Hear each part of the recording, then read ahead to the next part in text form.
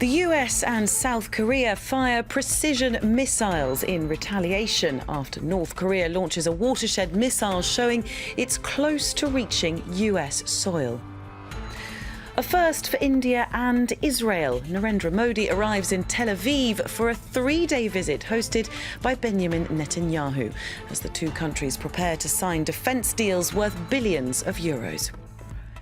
And Canada's government to compensate a former child soldier in Afghanistan who was abused during a decade in Guantanamo Bay. But the decision is under fire from Conservatives. Good to have you with us. I'm Belle Lupton, here with all the latest from around the world. Starting tonight with escalating tensions between the US and North Korea.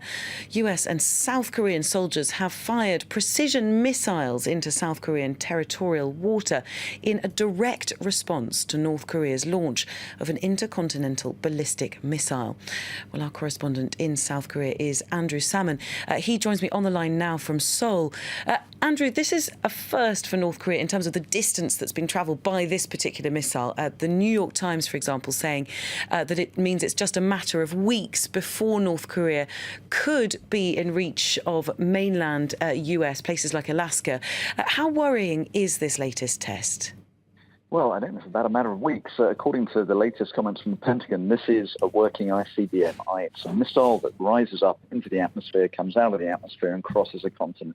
So this is a delivery vehicle which can now reach Alaska, if not other parts of the mainland US. So the North Koreans have, succeeded in getting this capability, which is what they've wanted since way back in 2006. There are still questions hanging over their programs. It's not yet clear if they've managed to miniaturize their fissile materials down into warhead size, and nor is it entirely clear if they have a re-entry vehicle which will bring it down out of the atmosphere. But they're definitely at least halfway there. So this is a significant addition to their capabilities, and it presents a major problem for US President Donald Trump here. And is it unusual for South Korea to retaliate in this way by firing its own precision missiles? How fast do you see this escalating? Well, firstly, in terms of retaliation, it's very common for the Americans and the South Koreans to counter these kind of things with military drills. And this precision missile firing exercise by the South Koreans and the Americans is just a drill. I mean, they're not firing these things actually at North Korea. However, what is interesting is that these are precision missiles designed to take out the North Korean leadership. And that is something which will definitely get Pyongyang's attention. As for the speed of escalation, well, we're talking about having a UN Security Council meeting on Wednesday. That's par for the course for these kind of things. So in that sense, I wouldn't say the situation here in Seoul is any tenser than it usually is. Andrew Salmon, keeping an eye on the situation in Seoul. Thank you very much for that. Here in France, the Prime Minister has announced a series of economic reforms to make the country more friendly to business. It was one of President Emmanuel Macron's campaign pledges, and now we have a better idea of how his government intends to implement it. Anke Ula reports. How to breathe life into France's economy. According to Prime Minister Edouard Philippe, it starts with the government tightening its belt. The French are addicted to public spending, and like any addiction, it will not solve any of the problems that it's supposed to alleviate. And like any addiction, it requires strong will and courage to overcome.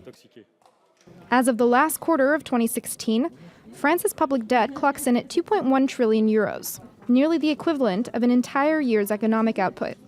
France's budget deficit is on track to reach 3.2% of GDP in 2017, exceeding the EU-imposed cap of 3% for the 10th consecutive year. Philippe pledged to bring that number down below the limit this year. To keep the budget deficit under control, Philippe says the government must cut its spending by 3% of GDP over the next 5 years. Next on the to-do list, boosting corporate investment by giving companies incentive to set up shop in France. Corporations need to want to come here and to want to develop their business in France instead of elsewhere. That starts with bringing down France's taxes. Philippe said the French tax burden would be cut by 1% of GDP over 5 years, with corporate taxes cut by 8% by 2022. But in order to rein in the deficit, 2 key tax reforms promised by President Macron were put on the back burner, one affecting company tax credits and the other reforming the national wealth tax. Spain's autonomous region of Catalonia says it's ready to declare immediate independence if its voters choose to separate from Spain in a referendum it wants to hold. Catalonia's ruling coalition has unveiled a bill to hold a vote on October the 1st, but Madrid has refused to accept it. Well, our correspondent there, Sarah Morris, analyses that reaction from the Spanish government. Well, the reaction from the central government is that this referendum won't go ahead because it's illegal. It's not being agreed to by the central government. It's against the constitution. And they say that they'll protect the rights of all those Catalans that feel Spanish and all the people in Spain, in the rest of Spain, that feel that Catalonia is part of Spain. We saw that there's some concern from the opposition leader, Pedro Sanchez, the socialist leader. He met the King, Felipe, today. They talked for about 2 hours, and afterwards, Pedro Sanchez said the King is very concerned about the independence problem, and he said that although he supports the Prime Minister, Mariano Rajoy, that a referendum is not legal. He says it's time that the Prime Minister starts coming up with some political solution. He thinks that maybe there should be some change to the constitution, maybe more of a federal or state, but of course, the regions in Spain already have quite a high level of autonomy. They have their own right to manage their education systems, their health systems, their police systems. But the big question, of course, the Catalans would like to be able to keep more of their own taxes. It's a wealthy region, and many people think that in the end, there'll be some sort of fudge to give them more money, which is what maybe some of the Catalans would like to see. Sarah Morris in Madrid. In Venezuela, a 25-year-old man has been killed during a street protest in the western city of Tariba. He's the 91st person to have been killed during 3 months of unrest throughout the country. Anti-government protesters have been blocking streets in protest at President Nicolas Maduro, who they blame for a desperate economic crisis. The violence has increased as pro-government supporters have also turned out. Maduro says the country's chaos is the result of a US-backed conspiracy. The heads of intelligence from Egypt, Saudi Arabia, the United Arab Emirates and Bahrain have held a meeting in Cairo over an ongoing diplomatic standoff with their neighbour Qatar. The four countries are due to decide on Wednesday whether to continue sanctions they've imposed on Qatar over accusations it has been aiding terrorism and courting regional rival Iran. Doha denies the charges and has handed a response to Kuwait, which is acting as a mediator, to a list of 13 demands made by the four countries. Solange Mougin reports. It happened 1 month ago on June 5th. Four countries, Saudi Arabia, the United Arab Emirates, Bahrain and Egypt, severed ties with their neighbour Qatar, cutting off air and sea links as well as food imports and financial transactions. They said the small gas-rich nation was funding terrorism and had close ties to Saudi Arabia's regional rival Iran. A surprise move that some say was a long time coming. Well, there's been ongoing rivalry between Saudi and Qatar, even though they're Gulf neighbors, for decades. But the specific issue between them has been that Qatar has links with, for example, Palestine's Hamas and with the Muslim Brotherhood. Saudi Arabia doesn't like those movements, so it frames those as being the terrorists and extremists whom the Qataris are supporting. It would take the four countries over 2 weeks to finalize their list of demands. A 13-point ultimatum to end the blockade was published June 22nd. It included orders to close the Doha-based TV station Al Jazeera, limit Qatar's relationship with Iran, close a Turkish military base in Qatar, and break all ties with terrorist groups.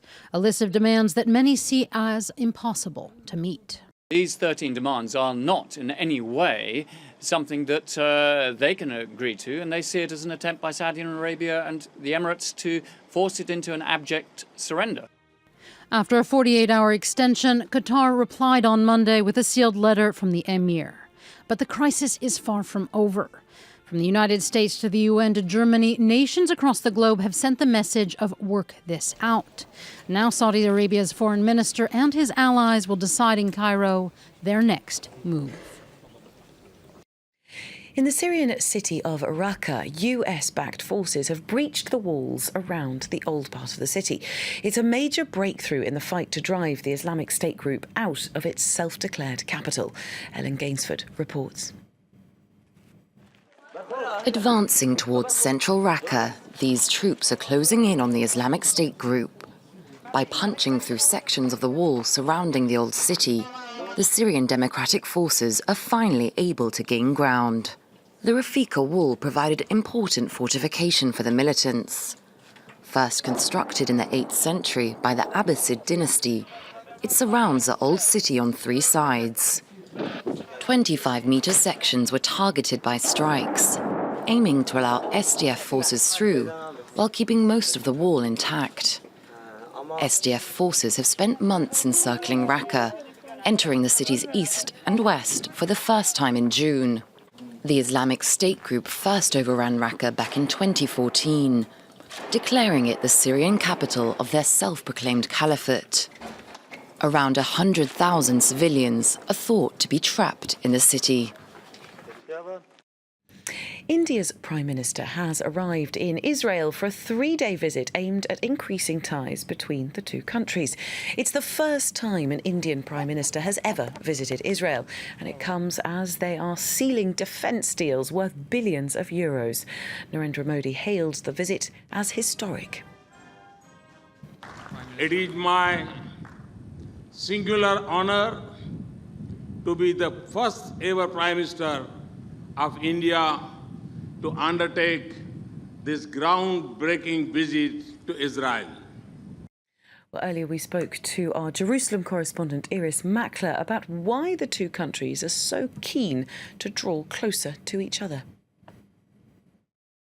Some Israeli newspapers have said that this Indian Prime Minister is not coming to the State of Israel, he's coming to the start-up nation. That what unites these two is their joint economic interests and their joint technological advancement. So India is a huge landmass with a huge population and a developing economy. Israel is a tiny landmass with a tiny population and a clever economy. And they're going to be discussing where those two overlap and what deals they can do. And that includes agriculture, water. Israel's drip irrigation is becoming to be in great use in India. It is other technological advances, computing, computer software, biotech. All those things will be discussed. And as Israel's Prime Minister said, in Silicon Valley, the two languages you most hear are Hebrew and Hindi.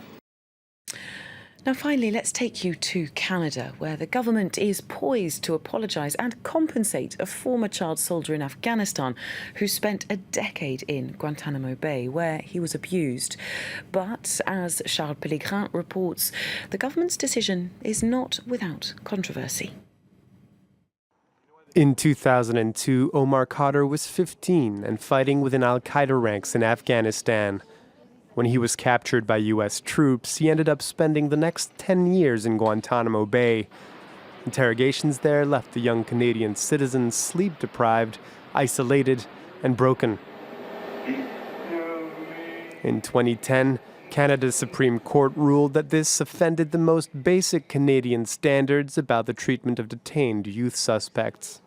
According to an official with knowledge of the matter, it now appears that the Canadian government and Khadr have reached a deal and will announce it within the week. Ottawa will issue a formal apology and give him just over 10 million Canadian dollars in compensation. While on a state visit to Ireland, Prime Minister Justin Trudeau declined to confirm these reports. There is a judicial process underway that has been underway for a number of years now. And we are anticipating, like I think a number of people are, that judicial process is coming to its conclusion. The news has already prompted criticisms. Jason Kenney, a former minister in the Conservative Harper government, called it odious, saying Khadr is a confessed terrorist who assembled and planted the same kind of explosives that killed 97 Canadians in Afghanistan. In 2010, Khadr pleaded guilty to charges that included the murder of an American soldier. When he was moved to a prison in Canada 2 years later, he appealed and said that plea was made under duress. Since his release in 2015, Khadr has apologized to the family of the victim and rejected violent jihad. Well, that's it from me. Plenty more news and analysis coming up. Do stay with us here on France 24.